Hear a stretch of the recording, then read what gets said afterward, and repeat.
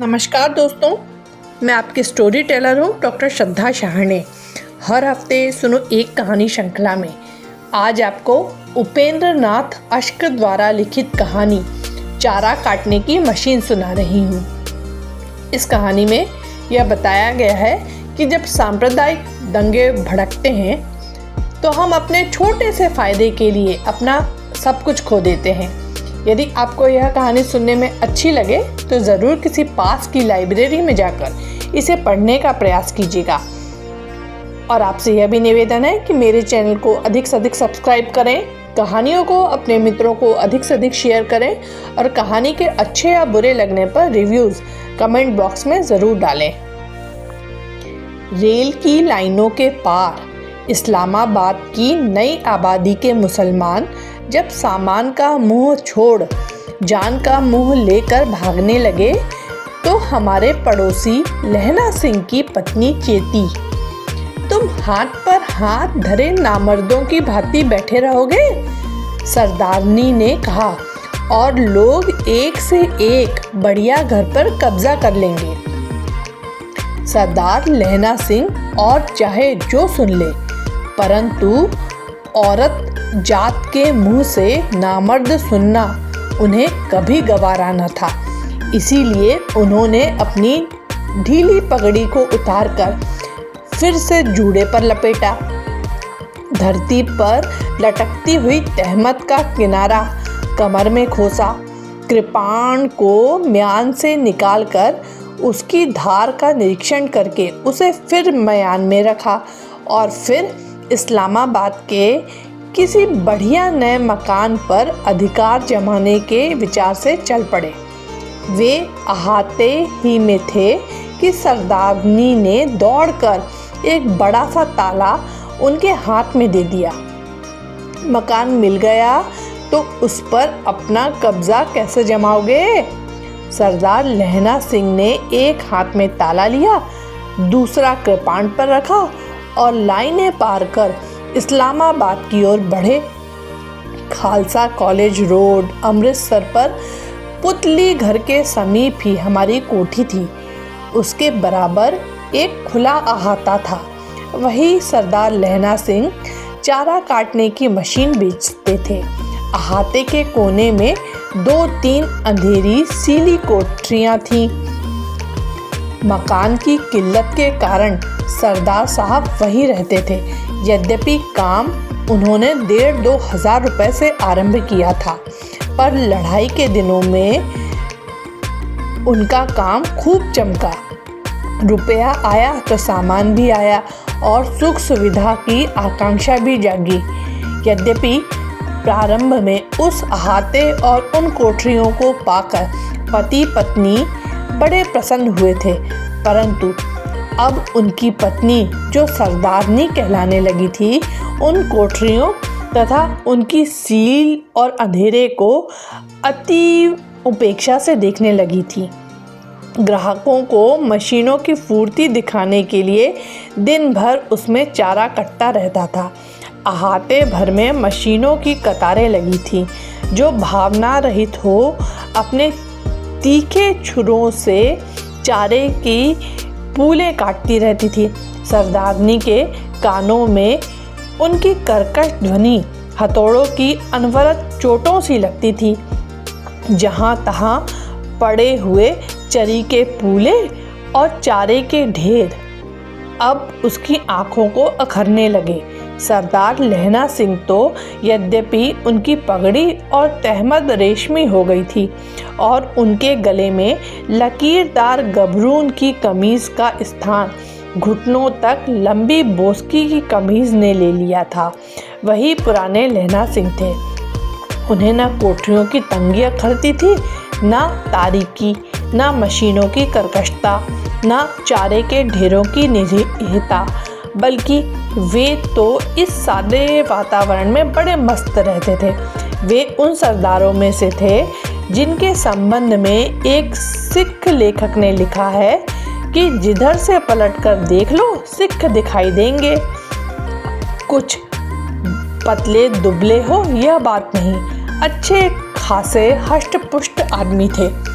और उनकी मर्दुमी के परिणाम स्वरूप 5 बच्चे जोंकों की तरह सरदारनी से चिपटे रहते थे। परंतु यह सरदारनी का ढंग था। उसे यदि सरदार लहना सिंह से कोई काम कराना होता जिसमें कुछ बुद्धि की आवश्यकता हो तो वह उन्हें बुद्धू कहकर उकसाती, और यदि ऐसा काम कराना होता जिसमें कुछ बहादुरी की ज़रूरत हो तो उन्हें नामर्द का ताना देती। उसका ढंग था तो खासा अशिष्ट, पर रुपया आने और अच्छे कपड़े पहनने ही से तो अशिष्ट आदमी शिष्ट नहीं हो जाता। फिर सरदारनी को नए धन का भान चाहे हो, शिष्टता का भान कभी न था।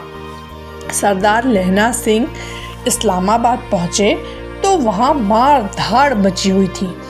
उनकी चारा काटने की मशीन जिस प्रकार भावना रहित होकर चरी के निरीह पूले काटती थी, कुछ उसी प्रकार उन दिनों एक धर्म के अनुयायी दूसरे धर्म के अनुयायियों को काट रहे थे।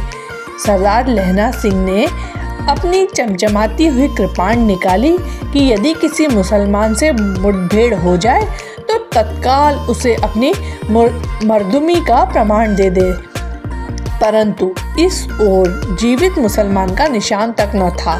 हाँ, गलियों में रक्तपात के चिन्ह अवश्य थे और दूर लूट मार की आवाजें भी आ रही थी। तभी जब वे सतर्कता से बढ़े जा रहे थे, उनको अपने मित्र गुरदयाल सिंह मकान का ताला तोड़ते दिखाई दिए।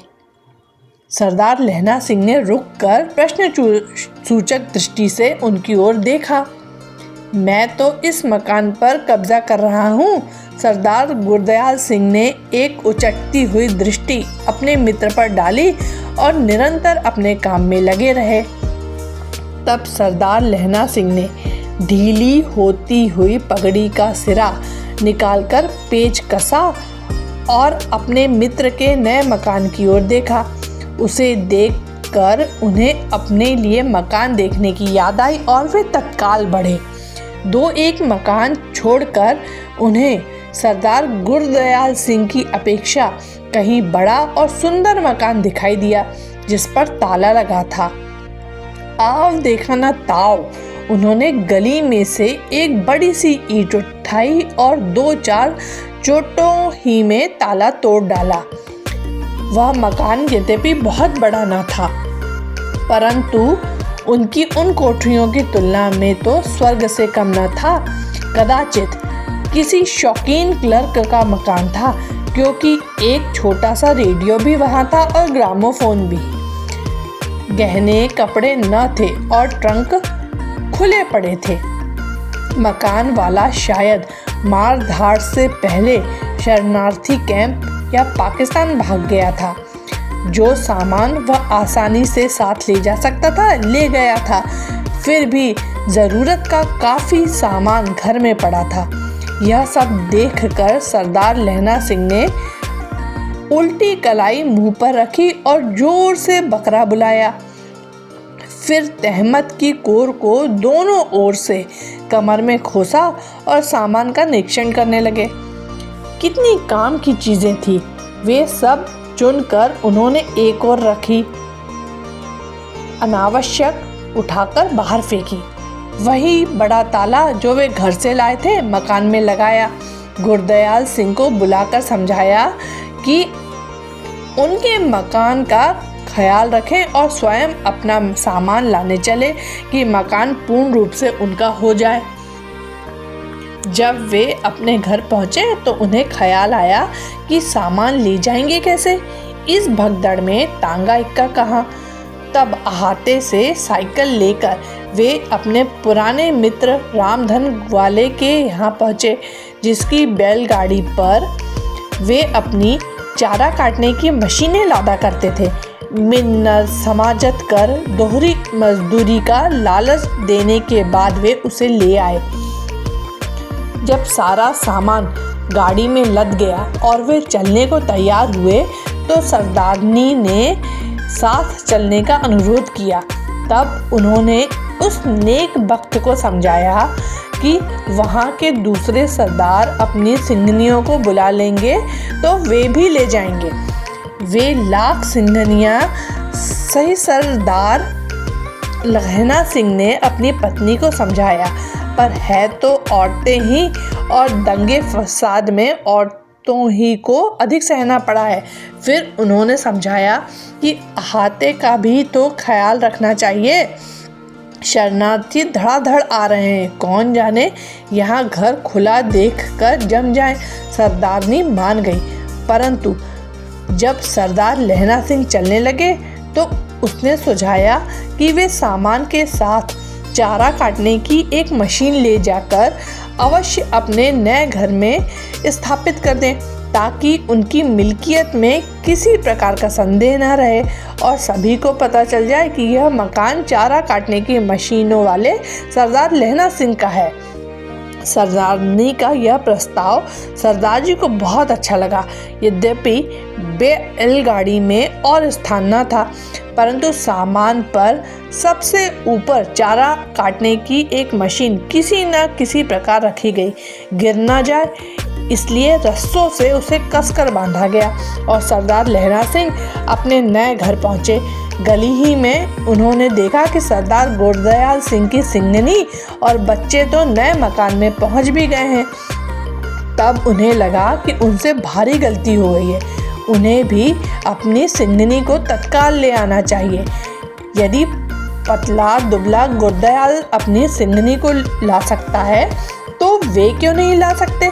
यह सोचना था कि सारे सामान को उसी प्रकार ड्योढ़ी में रख वहीं बड़ा सा ताला लगा।